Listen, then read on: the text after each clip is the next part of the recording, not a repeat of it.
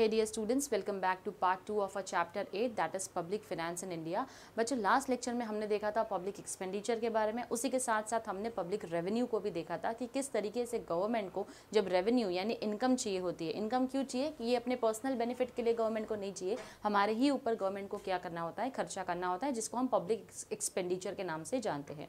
अब क्योंकि गवर्नमेंट चाहती है कि ये सारे खर्चे वो हमारे ऊपर करे, तो कहीं ना कहीं कोई सोर्स ऑफ इनकम उनकी होनी चाहिए। जो सोर्स ऑफ इनकम उनकी होती है वो टैक्स के जरिए होती है, डायरेक्ट टैक्स, इनडायरेक्ट टैक्स या फिर नॉन टैक्स, जो कि फीस या पेनल्टीज और फाइन्स के जरिए वो हमसे लेते हैं, राइट। तो आज हम डिटेल में इस पब्लिक रेवेन्यू के ऊपर पढ़ेंगे, जहाँ पर हम समझेंगे अलग अलग टाइप्स ऑफ टैक्सेस जो है वो क्या होते हैं।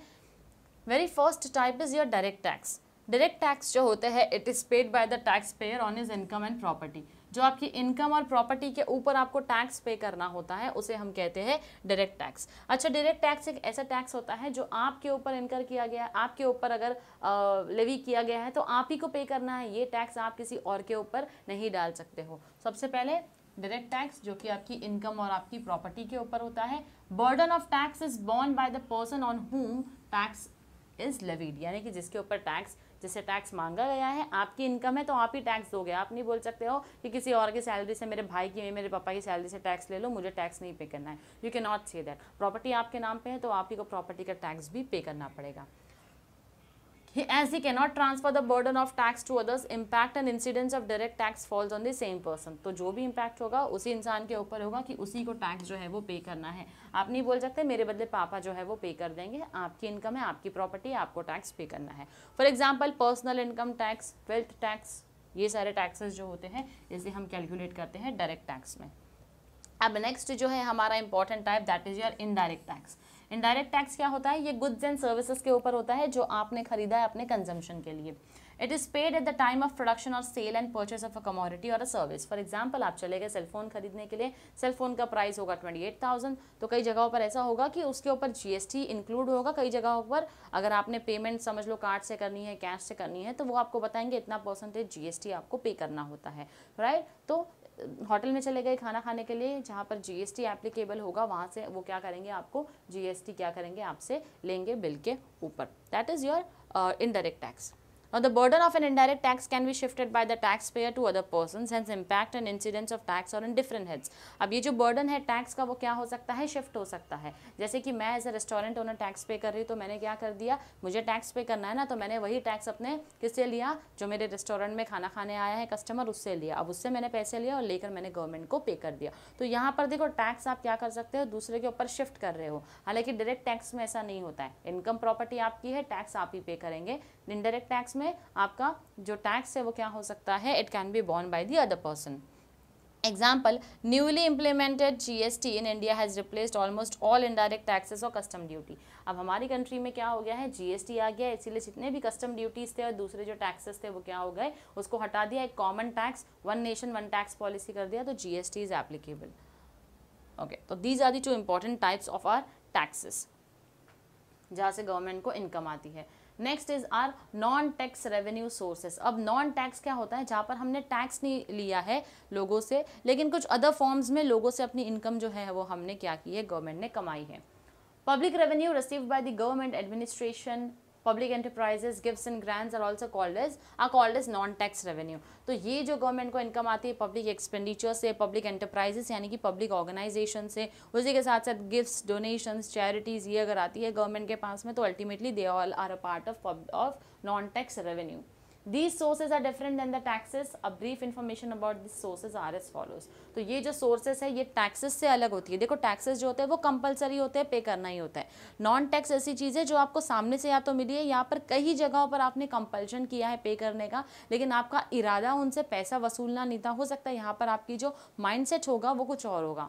फॉर एग्जाम्पल जैसे फाइन्स और पेनल्टीज आपने इम्पोज कर दिया है, ठीक है, हेलमेट नहीं पहना फाइन ले लिया, तो गवर्नमेंट नहीं चाहती कि आप हेलमेट मत पहन कर निकलो तो हमको इनकम मिलेगी, लेकिन गवर्नमेंट आपके इस बिहेवियर को मॉडिफाई करना चाहती है। यूजुअली स्कूल में, कॉलेजेस में, स्कूल में यूजुअली या फिर कॉलेज में जब हम अपना असाइनमेंट नहीं देते तो हमको पनिशमेंट मिलती है, राइट, कि आपने नहीं सबमिट किया, अब आपके मार्क्स डिडक्ट होंगे। इसका मतलब ये नहीं होता है कि हमारी इच्छा ऐसी है कि आपको मार्क्स ना दिया जाए। हालांकि हम आपके इस बिहेवियर को, जो एकदम लेजर वाला बिहेवियर है, जो एकदम लेड बैक वाला बिहेवियर है, हम इसको क्या करना चाहते हैं, मॉडिफाई करना चाहते हैं, चेंज करना चाहते हैं। इसीलिए आपको क्या किया जाता है, आपको पनिशमेंट दी जाती है। सिमिलरली गवर्नमेंट क्या करती है, ये जो फाइन्स वसूल करती है आपसे, पेनल्टीज लेती है ताकि आपके बिहेवियर को क्या कर सके, मॉडिफाई कर सके। लेकिन अल्टीमेटली ये एक सोर्स ऑफ इनकम भी हो जाती है गवर्नमेंट के लिए, लेकिन ये टैक्सेबल इनकम नहीं होती है।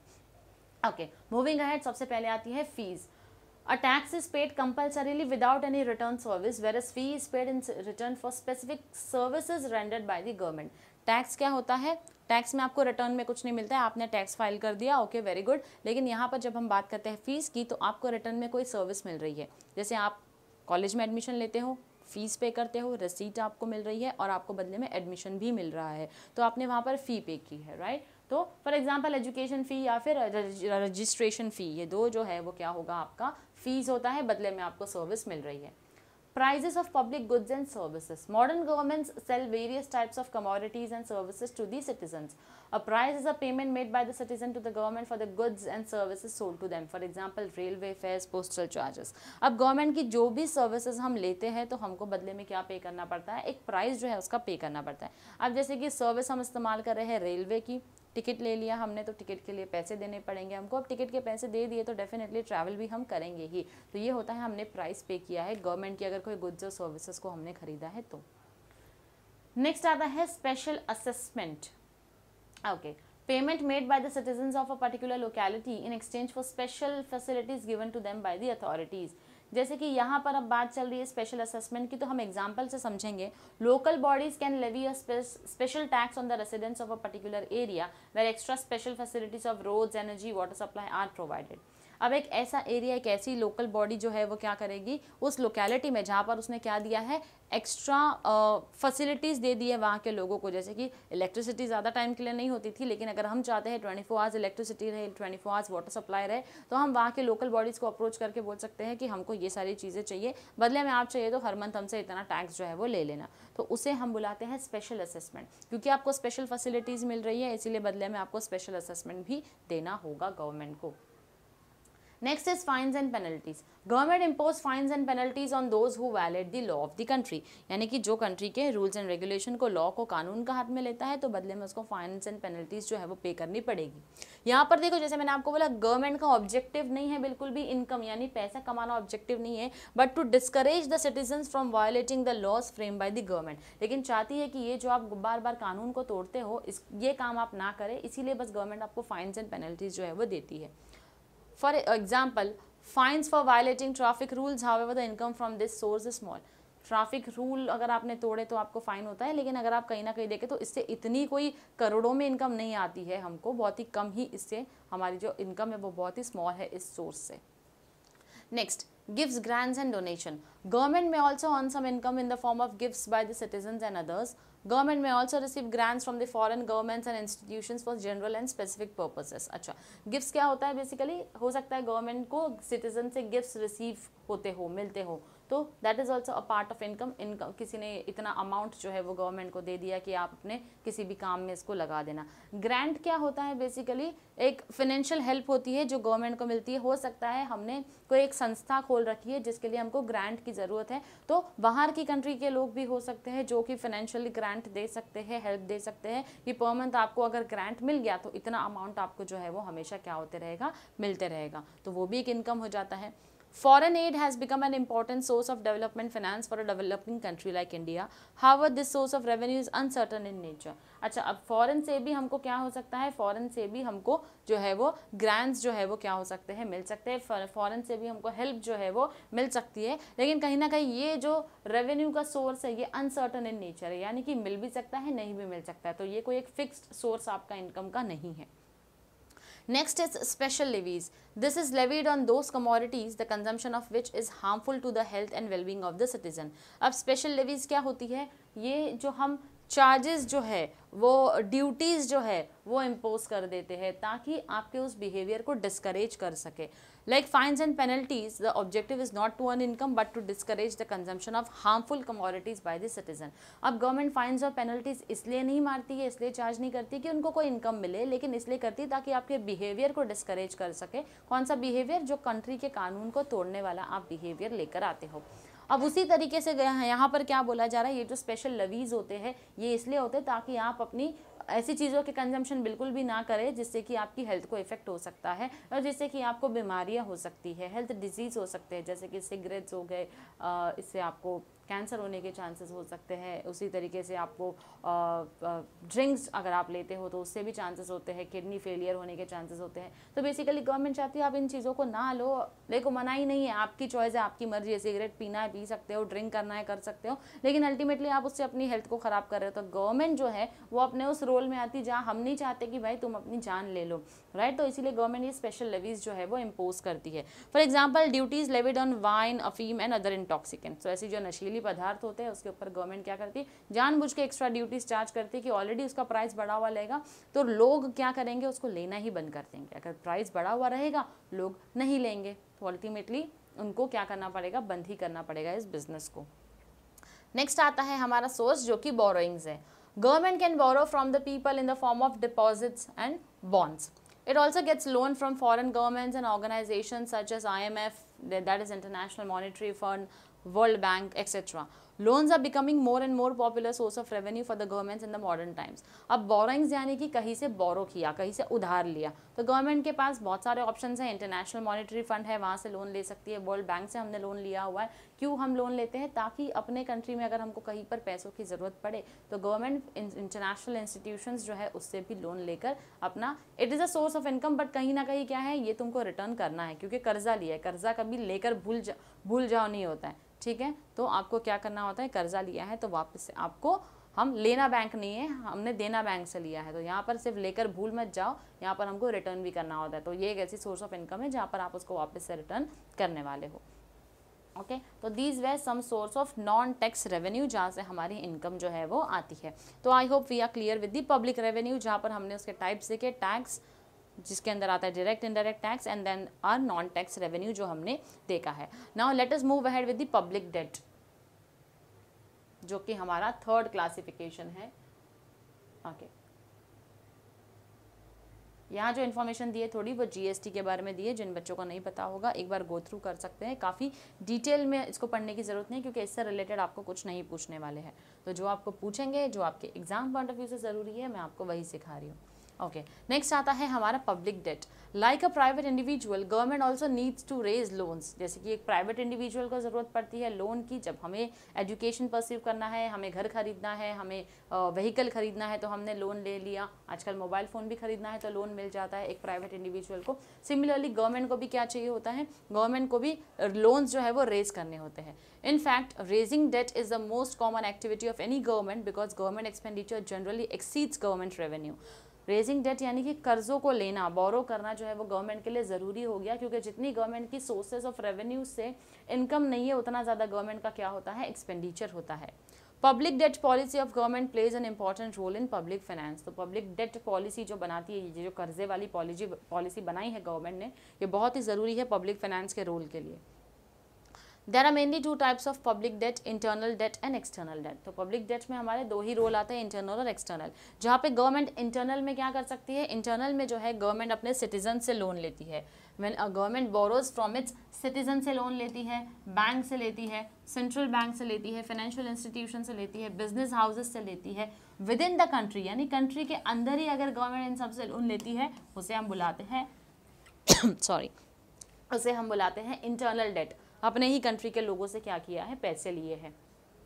एक्सटर्नल डेट, एक्सटर्नल कंट्री के बाहर, इंटरनेशनल लेवल पर, जहाँ पर गवर्नमेंट जो है वो फॉरेन गवर्नमेंट से लोन ले सकती है, फॉरेन बैंक से लेती है, इंस्टीट्यूशन से लेती है, इंटरनेशनल ऑर्गेनाइजेशन से लेती है. जैसे IMF हमने कई बार सुना है, international monetary fund, world bank हमने सुना है. तो इनके पास से अगर गवर्नमेंट कर्जा लेती है तो वो हो जाते हैं हमारे एक्सटर्नल डेट, वो हो जाते हैं हमारे external debt. So we have two important types in public debt एक होता है हमारा इंटरनल, जहाँ अपने ही कंट्री के लोगों से लिया है, दूसरा होता है हमारा एक्सटर्नल, जहाँ कंट्री के बाहर फॉरेन इंस्टीट्यूशंस या फॉरेन गवर्नमेंट से हमने बोरो किया है, लोन लिया है। तो these are our public date.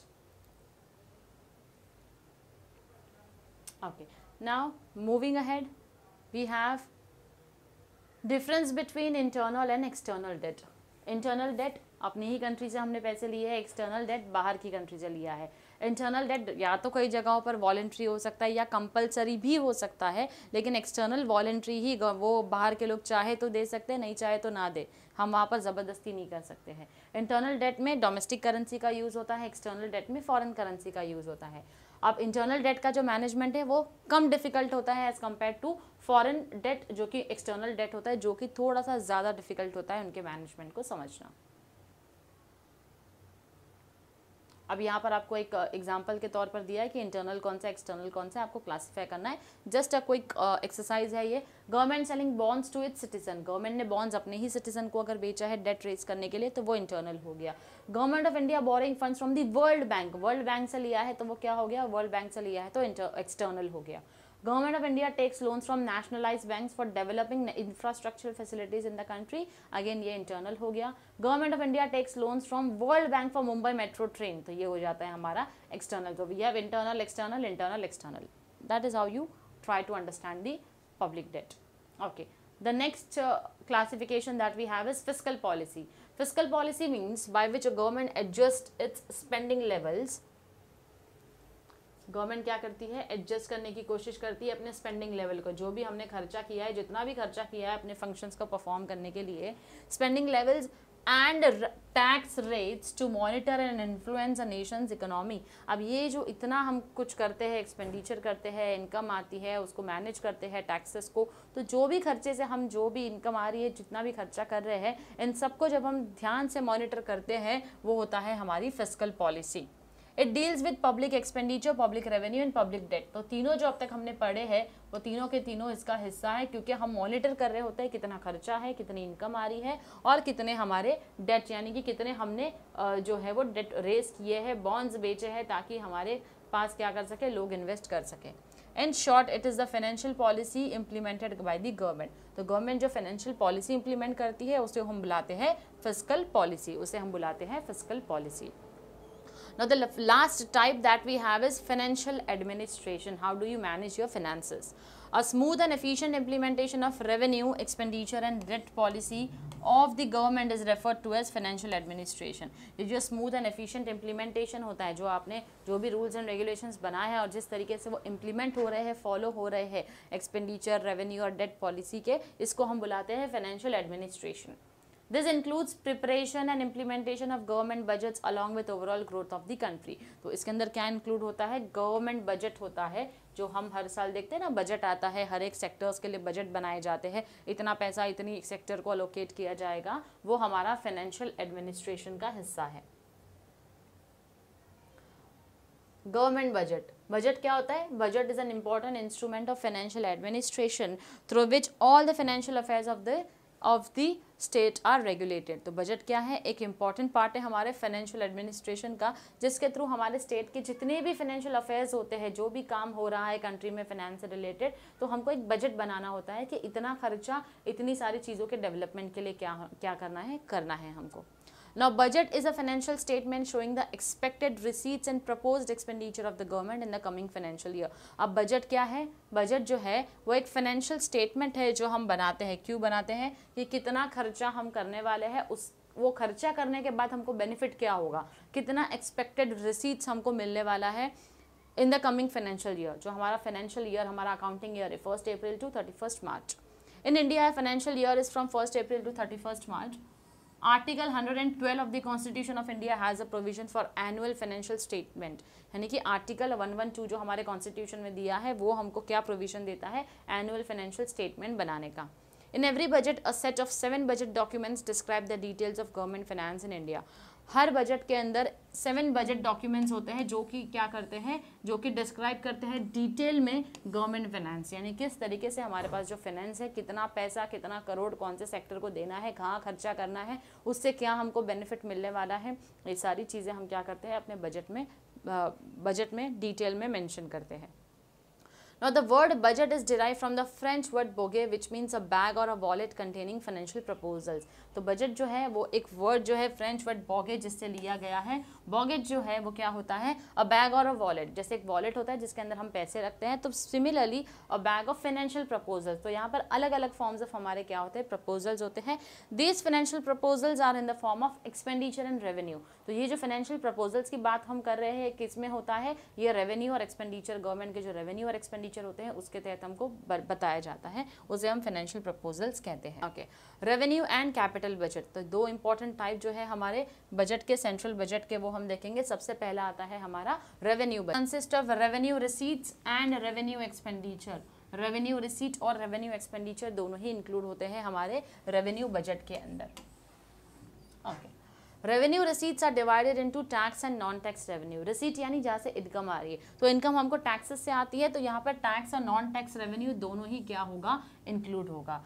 किसके अंदर, रेवेन्यू रिसीट्स के अंदर। रेवेन्यू एक्सपेंडिचर के अंदर क्या होगा, देखो बजट का मतलब क्या होता है, इनकम और एक्सपेंडिचर दोनों होना चाहिए। तो जहां हम रेवेन्यू बजट की बात कर रहे हैं, यहाँ पर हम रेवेन्यू रिसीट और रेवेन्यू एक्सपेंडिचर दोनों लेंगे। रेवेन्यू एक्सपेंडिचर अगर आपको याद होगा तो हमने पढ़ा था पब्लिक एक्सपेंडिचर का सबसे पहला टाइप जो होता है, ठीक है। तो रेवेन्यू एक्सपेंडिचर और रेवेन्यू रिसीट दोनों मिलाकर क्या होते हैं, हमारे रेवेन्यू बजट बनाते हैं।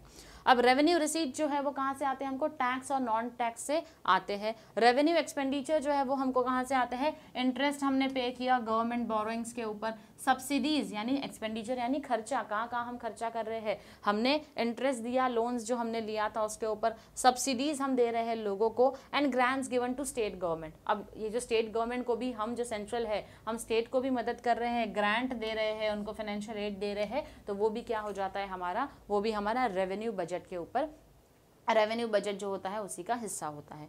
नेक्स्ट आता है मेरा कैपिटल बजट। कैपिटल बजट में क्या होगा, कैपिटल रिसीट्स और कैपिटल पेमेंट होगा। कैपिटल एक्सपेंडिचर हमने पढ़ा था, तो ये होता है capital receipt and capital payment. Capital receipts are government loans raised from the public and Reserve Bank of India. Capital receipts क्या है, रिसीट यानी इनकम, कहाँ से लिया हमने लोन लिया था, कहाँ से लिया था, लोगों से लिया था, या फिर हमने रिजर्व बैंक ऑफ इंडिया से लिया, डाइवेस्टमेंट ऑफ इक्विटी होल्डिंग से लिया, जो हमारे पास इक्विटी है, हमने बेसिकली लोन जो है वो रेस करने की कोशिश की है, तो वो हमारे किसका हिस्सा है, कैपिटल रिसीट्स का हिस्सा है, वो है हमारे कैपिटल रिसीट्स का हिस्सा।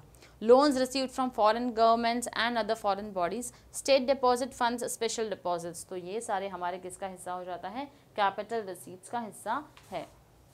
ओके, जब हम बात करते हैं कैपिटल पेमेंट की, अब तक तो देखो इससे हमको पैसे आए हैं, ठीक है, इन सब से हमको अभी क्या हुए हैं, पैसे आए हैं।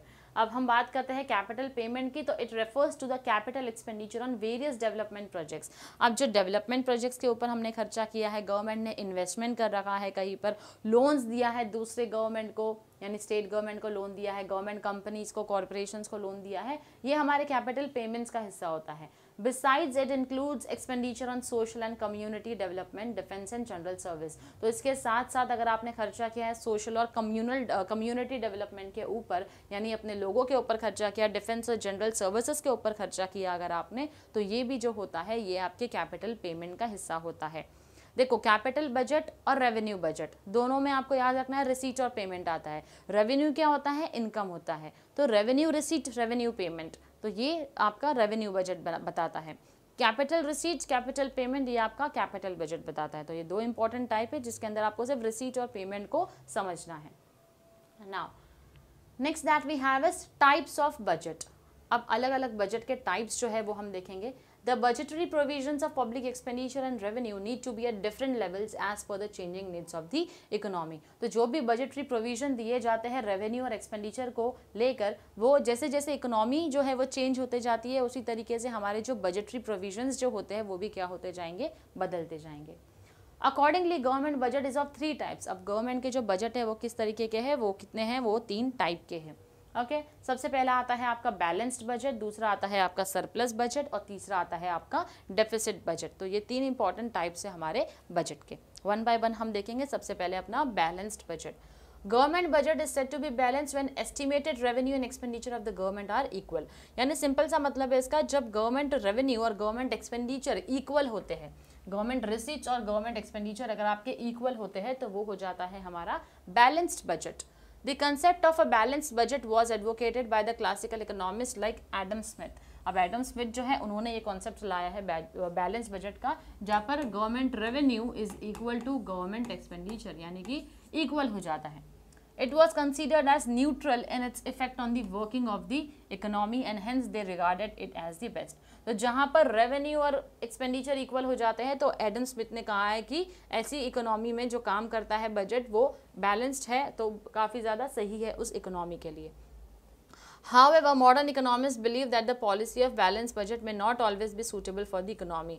मॉडर्न इकोनॉमिस्ट का कहना है कि ज़रूरी नहीं है ये जो बैलेंस बजट है ये हर इकोनॉमी के लिए सूटेबल हो। Modern governments are welfare entities and hence they can not keep their expenditure at the level of their receipts. अब मॉडर्न गवर्नमेंट जो है वो क्या काम करती है, सोशल डेवलपमेंट के ऊपर, सोसाइटी के वेलफेयर के लिए ज़्यादा काम कर रही है। तो जब आप वेलफेयर के लिए ज़्यादा काम कर रहे हो तो आप नहीं बोल सकते हो एक्सपेंडिचर जो है वो रिसीट्स के इक्वल होंगे। एक्सपेंडिचर आपका ज़्यादा ही होगा हमेशा, क्योंकि आप सोसाइटी के लिए काम कर रहे हो, तो आप खर्चा करने से पीछे नहीं हट सकते हो। Next we have is surplus budget। Government budget is said to be surplus when estimated government receipts are more than estimated government expenditure।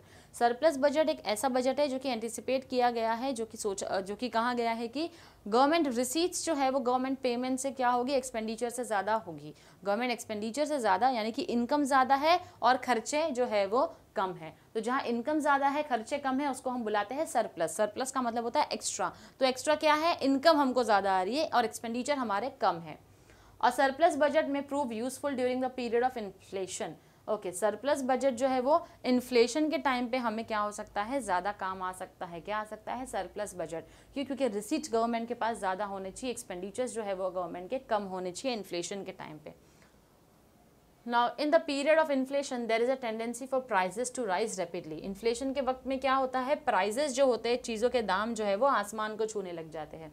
This needs to be checked particularly in the interest of those who have more or less fixed income। अब इससे हमको ये check करना है किसके लिए बेहतरी होगी, उनके लिए जिनके पास कम और ज़्यादा इनकम होगी। The rise in prices can be checked by lowering the level of effective demand in the economy। अब प्राइजेस बढ़े हैं, ये कैसे चेक किया जा सकता है, डिमांड को कम करके हम चेक कर सकते हैं। इफेक्टिव डिमांड को कम करके हमको पता चलेगा, क्या पता चलेगा, rise in prices can be checked by lowering the level of effective demand in the economy. तो जहाँ पर आपने डिमांड को कम कर दिया तो कहीं ना कहीं आपको प्राइस पता चल जाएंगे। This can be done by increasing taxes which would increase the revenue of the government and reduce the purchasing power of the people। अब आप बोलोगे डिमांड को कैसे कम करेंगे हम, देखो जब प्राइजेस बढ़ते हैं तो डिमांड क्या होती है बच्चों, कम होती है। प्राइजेस बढ़ेगी तो डिमांड कम होगी। प्राइजेस को कैसे बढ़ाया जा सकता है, हमें इनकम चाहिए तो हमने अपने टैक्सेस को बढ़ा दिया। टैक्सेस को बढ़ाया तो गवर्नमेंट को रेवेन्यू मिलना शुरू हो गया। टैक्स जो है वो रेवेन्यू का फॉर्म है, राइट। पब्लिक रेवेन्यू में हमने पढ़ा था टैक्सेस। तो टैक्स को अगर आप बढ़ाओगे तो अपने आप क्या होगा, गवर्नमेंट का रेवेन्यू तो बढ़ जाएगा लेकिन प्राइजेस बढ़ रहा है, अल्टीमेटली उसकी डिमांड जो है वो अफेक्ट होगी। क्यों, क्योंकि लोगों का परचेसिंग पावर जो है वो कम हो चुका है। As a result aggregate demand will fall leading to downward movement in the price level. जिससे कि क्या होगा, डिमांड जो है वो क्या हो जाएगी, गिर जाएगी। दस inflationary pressures can be control. जिससे कि आप इन्फ्लेशन जो बढ़ते जा रहा है उसको क्या कर सकते हो, कंट्रोल में लेकर आ सकते हो। देखो प्राइस बढ़ेगा, डिमांड घटेगी, तो टैक्सेस लगा दो ताकि डिमांड जो है वो घट जाए, जिससे कि हम इन्फ्लेशन को रोक पाएँ। However, surplus budget should not be used in the situations other than inflation as it may lead to unemployment and low levels of output in an economy। हालांकि ये बोला गया है कि सरप्लस बजट जो है उसको कभी भी इन्फ्लेशन के दौरान ही यूज़ करो, उसके अलावा अगर आप उसको यूज़ करोगे तो कंट्री सबसे ज़्यादा अनएम्प्लॉयमेंट फेस करेगी और लेवल्स ऑफ आउटपुट जो इकोनॉमी में प्रोड्यूस होता है, जो प्रोडक्शन होता है, वो आउटपुट भी क्या हो जाएगा, डिक्रीज हो जाएगा। तो सिर्फ और सिर्फ इन्फ्लेशन में इसका इस्तेमाल करो, इन्फ्लेशन के अलावा इसका इस्तेमाल नहीं करना है। ये आता है हमारा सरप्लस बजट, जहाँ पर रिसीट ज़्यादा है गवर्नमेंट के लिए और एक्सपेंडिचर कम है। अब आता है हमारा deficit budget. Government budget is said to be deficit when anticipated government receipts are less than estimated government expenditure। यहाँ पर क्या होंगे, एक्सपेंडिचर जो है गवर्नमेंट के ज़्यादा होंगे और गवर्नमेंट की जो रिसीट्स है वो कम होगी।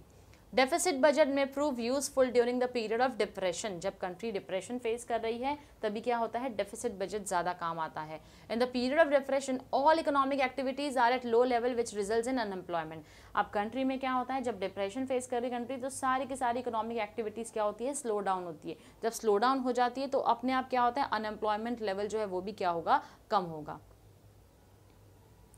सॉरी, इससे क्या होता है, इससे हमको अनएम्प्लॉयमेंट जो है वो देखने मिलता है, क्योंकि काम धंधा बंद पड़ा है लोगों का, बिक ही नहीं रही चीज़ें, तो हम क्या कर रहे हैं, एम्प्लॉयज़ को और निकाल रहे हैं, तो इससे अनएम्प्लॉयमेंट हमारा क्या हो रहा है, वो बढ़ता है। This can be check by increasing government expenditure by borrowing money and through deficit financing. तो ये क्या कर सकते हैं, गवर्नमेंट ऐसे टाइम पर क्या कर सकती है, गवर्नमेंट एक्सपेंडिचर को क्या करेगी, बढ़ा देगी, जहाँ पर वो क्या कर सकती है, बोरोइंग मनी, यानी कि ज़्यादा से ज़्यादा पैसा जो है वो क्या कर सकती है, बोरो कर सकती है। This will increase employment and aggregate effective demand for goods and services would encourage further investment। इससे क्या होगा, this will increase employment, जिससे कि employment बढ़ जाएगा और aggregate effective demand जो है goods and services की वो भी और ज़्यादा बढ़ने लगेगी, which would encourage further investment, जिससे कि लोग और ज़्यादा invest करने की सोचेंगे। In modern times, deficit budget is the most commonly implemented policy of any government। अभी के modern times में deficit budget जो है वो सबसे ज़्यादा क्या है, common है पॉलिसी को इम्प्लीमेंट करने के लिए। डेवलपिंग कंट्रीज, जो कि इंडिया जैसी डेवलपिंग कंट्री क्या करती है, consistently resorted to deficit budget technique for economic development. अब देखो कंट्री इकोनॉमी जो है हमारे डिप्रेशन फेस कर रही है, तो ऐसे टाइम पर ज़्यादा से ज़्यादा बोरोइंग्स होगी। जितने ज़्यादा बोरोइंग्स लेते जाएंगे हम, तो कहीं ना कहीं हम उससे क्या करेंगे, हम उससे लोगों को काम करने के लिए और ज़्यादा एनकरेज करेंगे, जिससे कि हमारे अनएम्प्लॉयमेंट लेवल को कहीं ना कहीं कुछ हद तक हम लोग कंट्रोल कर पाएंगे। Demands of goods and services को भी हम क्या कर पाएंगे, उसको और ज़्यादा बढ़ाने की कोशिश करेंगे। गुड्स एंड सर्विसेज बढ़ेगा तो अपने आप क्या होगा, हमारा इन्वेस्टमेंट जो है वो और ज़्यादा बढ़ते जाएगा। तो डेवलपिंग कंट्रीज जो है वो ऐसे मेथड्स को ज़्यादा फॉलो करती है, जहाँ पर डिप्रेशन के टाइम पर वो और ज़्यादा बोरोइंग लेगी। डेफिसिट बजट को इकोनॉमिक डेवलपमेंट के लिए बहुत ही खास टेक्निक है, जो हमेशा क्या होती है, काम आती है। तीन इंपॉर्टेंट बजट के टाइप हमने देखा था। सबसे पहला हमने देखा बैलेंस बजट, बैलेंस्ड है यानी कि इक्वल है। सरप्लस बजट, जो कि रसीद से क्या है, ज़्यादा है, रसीद ज़्यादा है, एक्सपेंडिचर कम है। यहाँ पर revenue is equal to expenditure, okay, ये हमने पहला वाला देखा। ये हमने सेकंड देखा। थर्ड हमने क्या देखा है, डेफिसिट बजट, जहाँ पर डेफिसिट बजट जो है वो उसके अंदर क्या होता है, एक्सपेंडिचर ज़्यादा है, रेवेन्यू जो है वो कम है। या फिर हम लिख सकते हैं revenue is less than expenditure. तो सबसे ज़्यादा जो फॉलो होता है हमारा वो होता है डेफिसिट बजट। तो हमारी कंट्री में भी डेफिसिट बजट ज़्यादा सूटेबल है। बैलेंस बजट जो है वो हर जगह काम नहीं आता है। गवर्नमेंट जो है वो वेलफेयर के लिए काम करती है, तो आप अपने एक्सपेंडिचर को अपने इनकम से इक्वल नहीं कर सकते हो। सरप्लस बजट क्या बोलता है, ठीक है करो, लेकिन सिर्फ और सिर्फ इन्फ्लेशन के दौरान क्या करना है, आपको सरप्लस बजट का इस्तेमाल करना है। डेफिसिट बजट जब कंट्री इकोनॉमिक डिप्रेशन फेस कर रही है तभी आपको डेफिसिट बजट का इस्तेमाल करना है, और यही मोस्ट सुटेबल बजट है जो हर वक्त क्या करता है, काम आता है। That is how the government works. Now importance of budget. अब ये बजट जो है वो क्यों ज़रूरी है। Union budget is important because it affects people and economy in general. Okay, economy को और लोगों को इन जनरल जो हमारा यूनियन बजट होता है वो बहुत ज़्यादा क्या करता है, इम्पैक्ट करता है उनकी लाइफ पे in number of ways. Taxes are the most interesting part of any budget. अब टैक्स जो है वो किसी भी बजट का बहुत ही इंटरेस्टिंग पार्ट है। Taxes determine the fate of businesses and individuals. अब ये जो टैक्सेस है, जब भी बजट आता है, हमारा यूनियन बजट प्रेजेंट होता है, कहीं ना कहीं द मंथ ऑफ फेब हमको पता चलता है कि अच्छा कितना ज़्यादा परसेंटेज गवर्नमेंट ने टैक्सेस जो है वो अभी चीज़ों के ऊपर बढ़ाने वाली है। तो इससे बिजनेस भी इफेक्ट होते हैं, इंडिविजुअल्स जो है वो भी इफेक्ट होते हैं। Level of disposable income of the tax payers depends upon the tax rates presented in the budget. अब जितनी डिस्पोजेबल इनकम होती है टैक्स पेयर की, वो डिपेंड करती है कि गवर्नमेंट ने कितने टैक्स रेट को बढ़ा दिए हैं। Government expenditure on various heads such as defense, administration, infrastructure, education, healthcare affects the lives of the citizens and overall economy। तो गवर्नमेंट जितना भी खर्चा करती है इन सारी चीज़ों के ऊपर, तो अल्टीमेटली इकोनॉमी जो है वो उससे क्या होती है, इफेक्ट होती है। जो हम लोग हैं, क्योंकि कहीं ना कहीं ये पैसे हम ही दे रहे होते हैं, तभी अपने एडमिनिस्ट्रेशन कॉस्ट, डिफेंस कॉस्ट को गवर्नमेंट क्या करती है, इनकर करती है। Also, budget is important because government use it as a medium for implementing economic policies in the country। अब बजट जो है वो इसलिए भी ज़रूरी है क्योंकि गवर्नमेंट इसको लेती है और इसी के माध्यम से क्या करती है, अपनी कंट्रीज़ की इकोनॉमिक पॉलिसीज़ को फ्रेम करती है। हर साल देखो अब बजट में चेंजेस आते हैं। Budgetary actions of the government affect production, size and distribution of income and utilization of human and material resources of the country. अब जो भी budgetary action government ने लिया है ultimately उससे production, distribution, size of the income और utilization of human and material resources, तो जो human resources है यानी कि जो हम employment rate की यहाँ पर बात कर रहे हैं, material resources जहाँ पर हमको production के लिए materials की ज़रूरत होती है, तो जितनी भी चीज़ों का इस्तेमाल किया जाता है ultimately वो सारी चीज़ें क्या होती है, affect होती है जब भी बजट बनता है तब. Thus, the scope and importance of public finance in modern economy has undergone an immense change since last 100 years. तो इसीलिए पिछले 100 साल के मद्देनजर रखते हुए अगर हम देखें तो पब्लिक फाइनेंस ने बहुत ही ज़्यादा चेंजेस देखे हैं अपनी इकोनॉमी के अंदर. So with this बच्चों we have completed a chapter 8 that is public finance in India. अब हम करेंगे हमारा इंटरेस्टिंग पार्ट जो कि आता है हमारे एक्सरसाइज का. एक्सरसाइज इमीडिएटली लेक्चर के बाद मैं इसलिए करवाती हूँ क्योंकि मैं हर बार बोलती हूँ एक्सरसाइज ज़रूरी है करवाना. अगर एक्सरसाइज इमीडिएटली करते हैं हमें कंसेप्ट ज़्यादा अच्छे से याद होते हैं. So let us start with the exercise. Okay, the very first one is choose the correct option. जो हमारा केबीसी टाइप क्वेश्चन होता है कोई भी एक ही आंसर होगा जो करेक्ट होगा. Now choose the correct option. Optional functions of government. Optional function वो फंक्शन होते हैं जिसमें गवर्नमेंट के ऊपर किसी तरीके का कंपल्शन नहीं होता है. तो प्रोटेक्शन फ्रॉम एक्सटर्नल अटैक जो है ये कंपलसरी है, ये ऑब्लिगेटरी है, तो ये कंपलसरी है तो ये नहीं होगा. ठीक है. Provision of education and health services ये ऑप्शनल फंक्शन है तो बी हमारा करेक्ट है. Provision of social security measures. Social security measures है ये भी हमारा क्या है, ऑप्शनल फंक्शन में आता है. फिर आता है हमारा collection of tax. Collection of tax तो गवर्नमेंट का कंपलसरी फंक्शन है. क्यों? क्योंकि टैक्स आपको पे करना ही है, कंपल्शन है वो. तो सिर्फ बी और सी करेक्ट है तो B and C is the correct answer. B and C is the correct answer. अब आते हैं हमारे ऑब्लिगेटरी फंक्शन जो कि हमारे कंपलसरी फंक्शंस होते हैं, वो आइडेंटिफाई करना है कौन से है. प्रोविजन ऑफ एम्प्लॉयमेंट ये हमारा कंपलसरी फंक्शन नहीं है. Maintaining internal law and order ये कंपलसरी फंक्शन है. वेलफेयर मेजर्स ये ज़रूरी नहीं है. Exporting goods and services. Exporting goods and services भी ज़रूरी नहीं है. ये भी हमारे कंट्री के डेवलपमेंट के लिए हम करते हैं लेकिन ऑब्लिगेटरी फंक्शन नहीं, कंपल्शन नहीं है कोई. तो B is the correct answer. That is your only B. You will select option number 3 only B.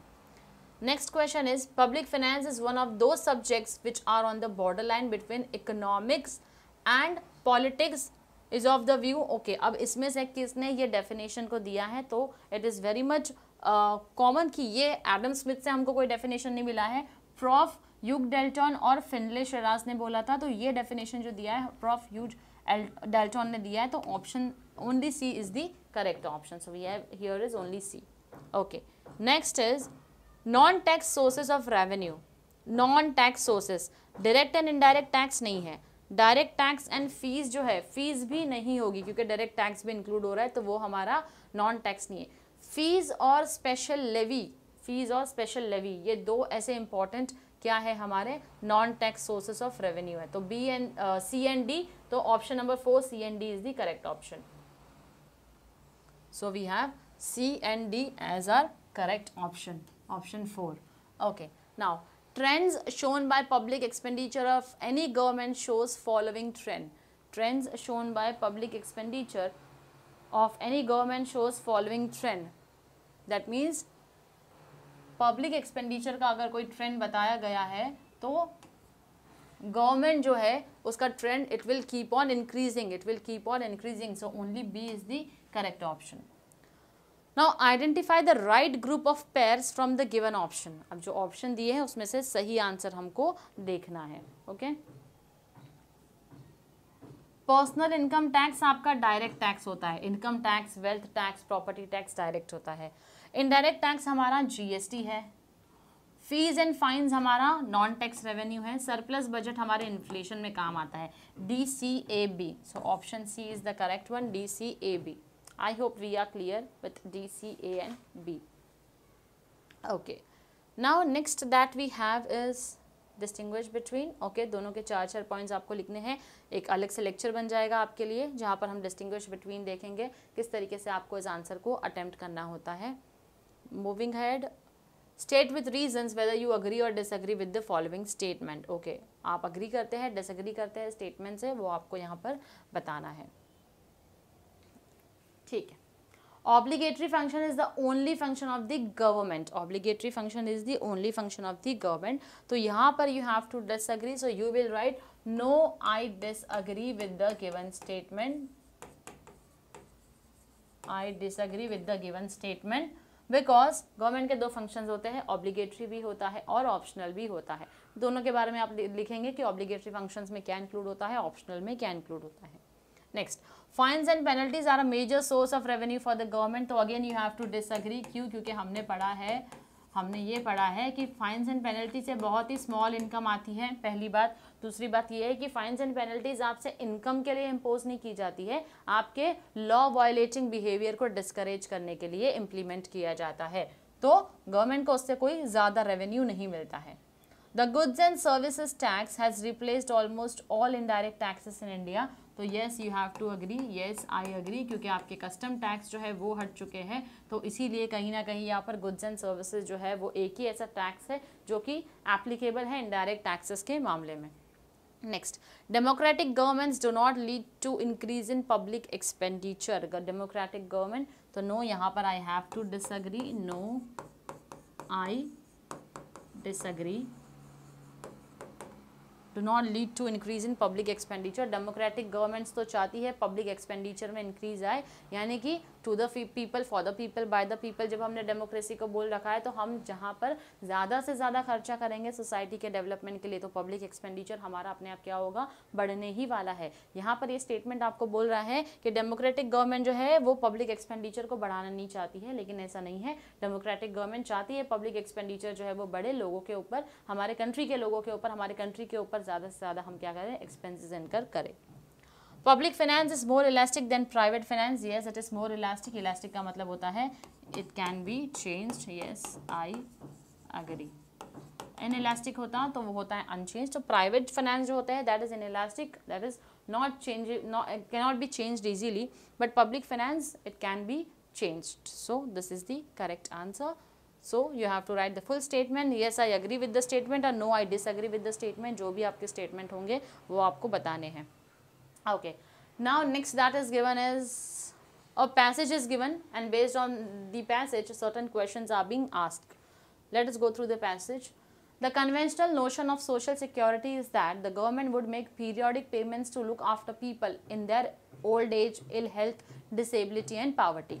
तो ये पैसेज हमको क्या बोलता है, सोशल सिक्योरिटी के लिए लोग ऐसा सोचते हैं, एक माइंडसेट बनाकर रखा है लोगों ने, एक विचारधारा, ट्रेडिशनल धारणा है लोगों की, जहाँ पर वो चाहते हैं कि government would make periodic payments. Government जो है उसको हमेशा पेमेंट करते रहना चाहिए. जो लोग ओल्ड एज होम में रहते हैं उनके लिए, जो बीमार रहते हैं उनके लिए, जो बीमार यानी डिसेबिलिटी के साथ कोई बीमार है, जो गरीब है, उनको हमेशा क्या करना चाहिए, पैसे देने चाहिए.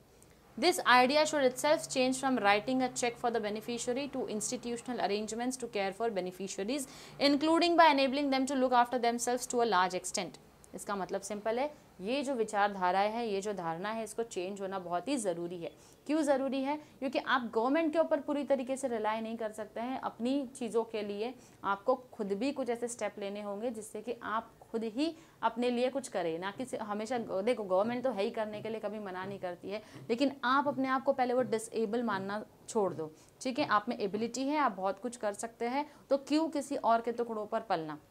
गवर्नमेंट चाहती है ये आइडिया आप चेंज करो और कहीं ना कहीं खुद अपने लिए स्टैंड लेना शुरू कर दो. गवर्नमेंट चाहती है कि आप खुद अपनी तरफ ध्यान दो, ना कि इस चीज़ के इंतज़ार में रहो कि गवर्नमेंट हर महीने मुझे चेक जो है वो दे दे.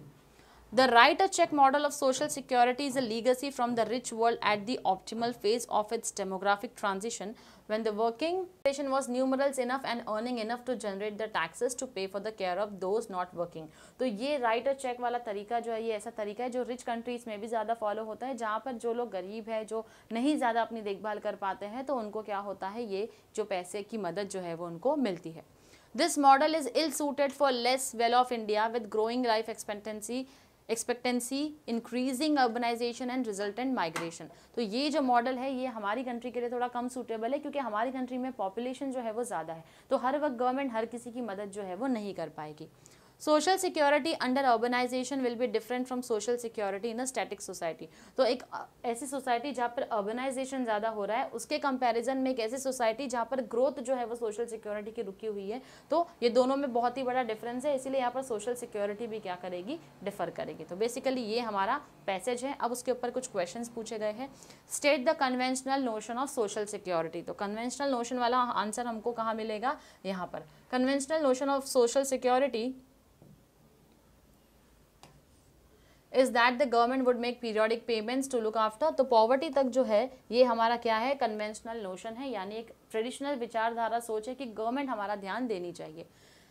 नेक्स्ट जो क्वेश्चन है हमारा वो हमको बोलता है what kind of conceptual change is suggested in the given paragraph. तो क्या चेंज आना चाहिए, तो जो चेंज आना चाहिए वो है this idea should itself change from writing a cheque for the beneficiary to institutional arrangements to care for beneficiaries including by enabling them to look after themselves to a large extent. तो ये जो विचारधारा है उसमें इस तरीके की change आनी है जहाँ पर लोग खुद अपने बारे में सोच रहे हैं, ना कि गवर्नमेंट के ऊपर रिलाई करते हैं। Next question is what is the legacy of social security from the rich world? तो again the answer is already given. A legacy, ये जो write a check model जो है ये एक ऐसी legacy है जो rich world से आई है optimal phase की तरफ। Demographic transition यानी कि जब changes आए हैं geographically, जब countries में changes होते हैं, rich countries, poor countries और developing countries, under developing countries में demographically काफ़ी ज़्यादा changes होते हैं। When the working population was numeral, so till non-working is your answer for the legacy. The last question is which feature of India make the traditional model of social security ill suited for the economy? अब ये जो model है क्यों ill suited है हमारी country के लिए, क्यों? क्योंकि यहाँ पर ग्रोइंग लाइफ एक्सपेक्टेंसी जो है वो ज़्यादा है, उसी के साथ साथ अर्बनाइजेशन और माइग्रेशन जो है वो भी बहुत ही ज़्यादा है। तो यहाँ पर सोशल सिक्योरिटी जो अर्बनाइजेशन के अंदर है वो कम्प्लीटली डिफर करती है social security in a static society, और that is the major difference. So that is how passage के अंदर ही आपको आंसर दिया है, तो you just need to understand what exactly the crux of the entire passages. So with this बच्चों we have completed our chapter 8 that is public finance in India. मिलती हूँ आपसे अपने नेक्स्ट लेक्चर में जो कि एक इंटरेस्टिंग टॉपिक होने वाला है आपके मनी मार्केट और फाइनेंशियल मार्केट से related. Till then stay tuned. Thank you very much.